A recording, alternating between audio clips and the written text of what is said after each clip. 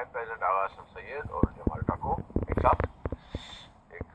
Policy बयान हम देना चाहते हैं, और वो बयान ये है कि पाकिस्तान में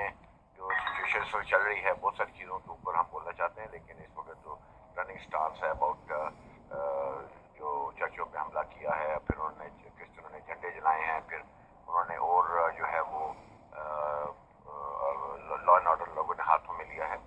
तो हम ये कहना चाहते हैं कि ये पाकिस्तान गवर्नमेंट की जिम्मेदारी है कि वो अक़लियतों को तहफ़्फ़ुज़ फराहम करे,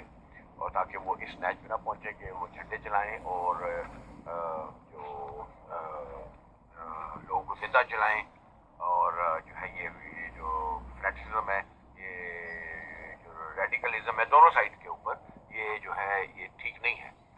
ये किसी भी मुल्क के लिए ठीक नहीं है। हम यहाँ रहते हैं यूरोप में, यहाँ पे फ्रांस में, जर्मनी में 120 नेशनलिटीज़ रहती हैं, तो इनका आपस में कभी क्लैशेस नहीं हुए हैं, एक दूसरे का एहतराम करके चलते हैं, और मैं समझता हूँ कि इसी तरह हर मुल्क में होना चाहिए। जैसे कि हम लोग कहते हैं कि जी अगर मुसलमानों का उतना ही हक है हिंदुस्तान में कि बीइंग अ माइनॉरिटी, तो उसी तरह यहाँ पाकिस्तान में भी जिस नैज पे कायद आज़म ने मुल्क बनाया था कि अक़लियतों को पूरा तहफ़्फ़ुज़ दिया जाएगा, कायद आज़म के अफ़कार और उनकी सोच और उनके जो मनसूबे हैं उसके मुताबिक पाकिस्तान में इनको भी तहफ़्फ़ुज़ मिलना चाहिए, चाहे वो सिख हों, हिंदू हों, ईसाई हों, कोई भी मज़हब हो। ये सिर्फ और सिर्फ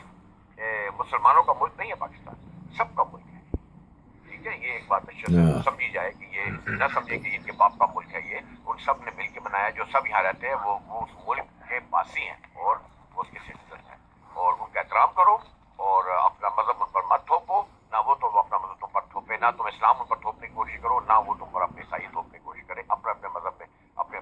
जुरिस्डिक्शन में रहो और मुल्क के लिए सोचो। और ये जो सिचुएशन है, अगर कोई थर्ड पार्टी जिससे फायदा उठा रही है तो दिस इज रॉन्ग। तो मैं ये कहता हूँ, मैं जमाल ठाकुर कि होश करो, और इस वक्त ज़रूरत है होश करने